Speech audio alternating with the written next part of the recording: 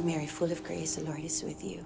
Blessed are you amongst women, and blessed is the fruit of your womb, Jesus. Holy Mary, Mother of God, pray for us sinners, now and at the hour of our death. Amen. Hail Mary, full of grace, the Lord is with you. Blessed are you amongst women, and blessed is the fruit of your womb, Jesus. Holy Mary, Mother of God, pray for us sinners, now and at the hour of our death. Amen. Hail Mary, full of grace. Tay. Hello, Jeff. May hihingin sana akong pabor eh. Pero huwag mong sasabihin sa mga kapatid mo. Lalo na sa nanay mo.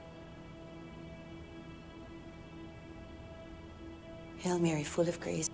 Oh, sige. Oh, maraming salamat, anak. You're welcome, Tay. Sige, maghanap ako. Oh, sige na. Isan. Kailan ka pa meron nito?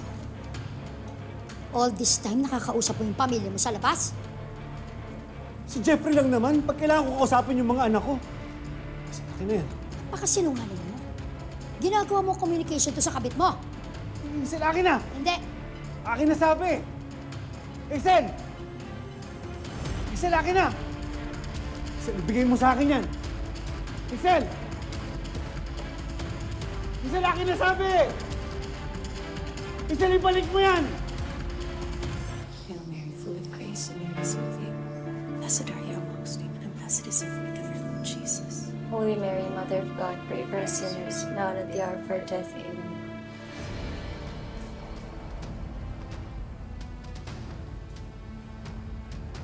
Lolokohin niyo pa ako? Ano akala mo, ha? Hindi ko malalaman? Ha? Manuel, anong ginagawa mo? Ha? Anong ginagawa mo, Manuel? Ano yan? Kung puputulin mo lang yung komunikasyon ko sa mga anak ko, papalikan ko na lang sila. Tinatakot mo ba ako?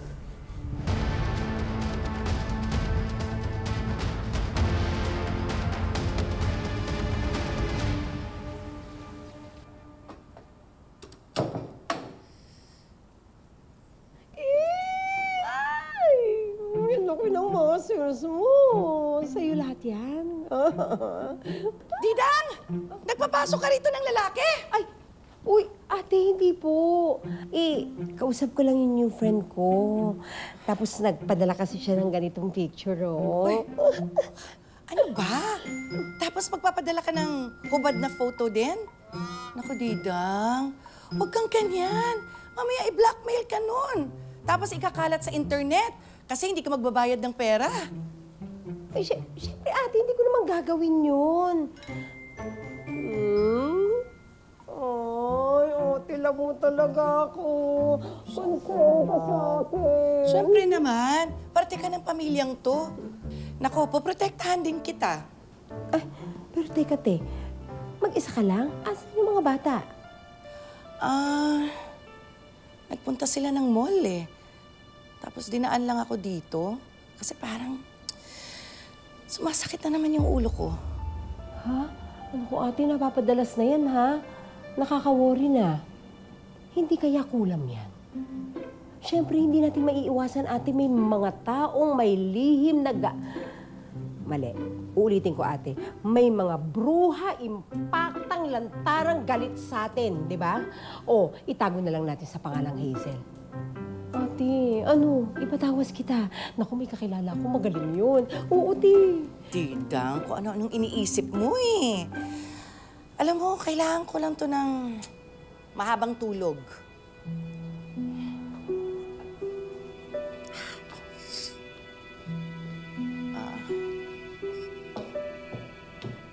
Hindi, Hazel. Seryoso ako. Alam mo kung gaano ka-importante sa akin mga anak ko. Di ba kaya nga ako napilitan pakasalan ka nun eh? Kasi magkakaanak tayo, hindi naman dahil mahal kita. Pakatalas mo naman magsalita.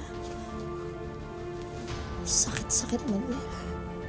Bakit totoo naman yun ah? Ano?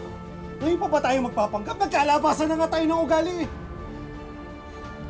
Hazel, pinili na kita. Iniiwan ko ulit si Pelma. Pero kung ilalayo mo ako sa mga anak ko, sige na, pabayaan mo na ako. Pakawalan mo na ako. Hindi, sandali, Manuel. Manuel, sandali. Ano? Manuel, sandali. Wag mong gawin to. Hindi, akin na. Hindi nga po. Manuel, sandali. Ano? Sandali, ito na.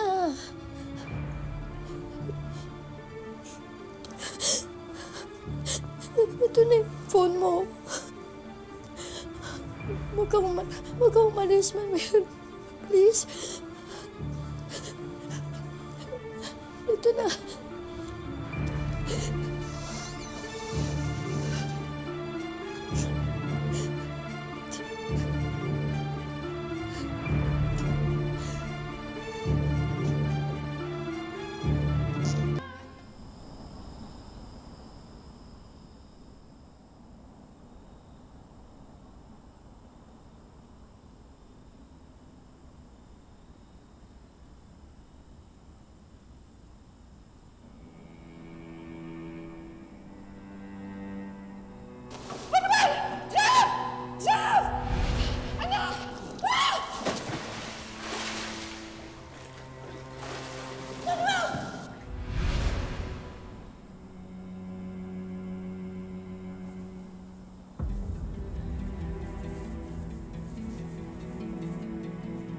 Velma?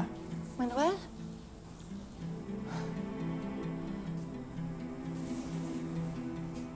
Kabawas ko na pala si Manuel ngayon.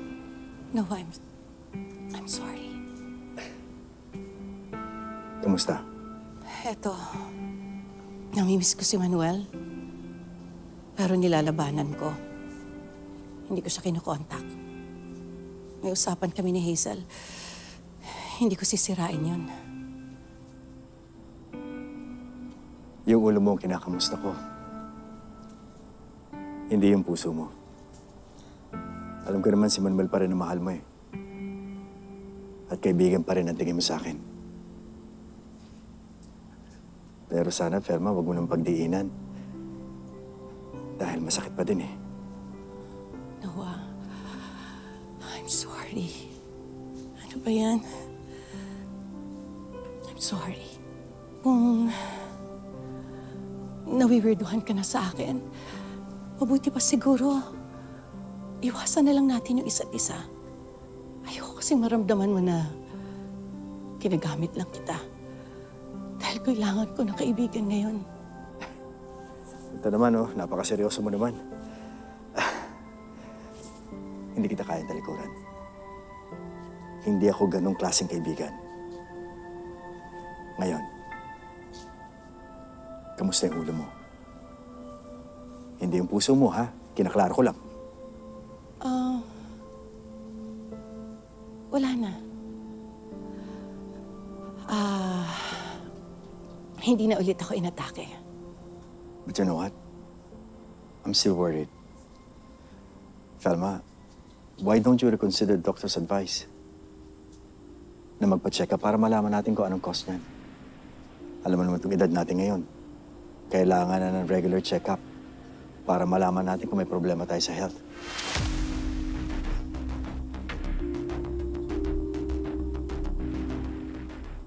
Alice, parang baliktad na ang sitwasyon eh. Lagi akong binabara ni Manuel. I feel like a loser. Well, ganun talaga. Sabi nga nila, bilog ang mundo. Yung mga taong nagpapaabuso sa atin dati, nagbabago. Tinutubuan ng tapang. Bakit? Parang hindi mo inaabuso si Manuel dati, ah. You want an honest advice? Tanggapin mo yung pang-real talk ko. Ano ang gagawin ko? Ibabalik mo si Manuel sa Canada, di ba? Focus ka dun.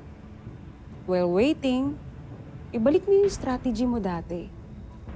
Magbait-baitan ka. Ibigay mo yung mga gusto niya for now. Payagan mo siyang kitain yung mga anak niya. But of course, maging vigilant ka pa rin. Magkaroon ka ng kondisyon kay Manuel. Yung mga anak lang, hindi kasama si Velma. You can trust her. Bago muling iwan ni Manuel ang mga bata, makagawa man lang sila ng alaalang babaunin niya. Kaya huwag mo nang pakinalaman. Dahil pagkatapos ng gawin to, sayo na siya. Tama ka. Hindi mapagkakatiwalaan ng babaeng yan. Masyadong tuso. Napaniwala niya ako na huling pagkakataon na nila magkikita-kita nila Manuel doon sa outing. Yung pala, pagkita pa rin pala sila. That's why you should play your cards well. Be nice habang wala pa kayo sa Canada. But be aware of Velma. Baka may masama siyang pinaplano. Ngayong nakuha na nila ni Manuel ang gusto nila.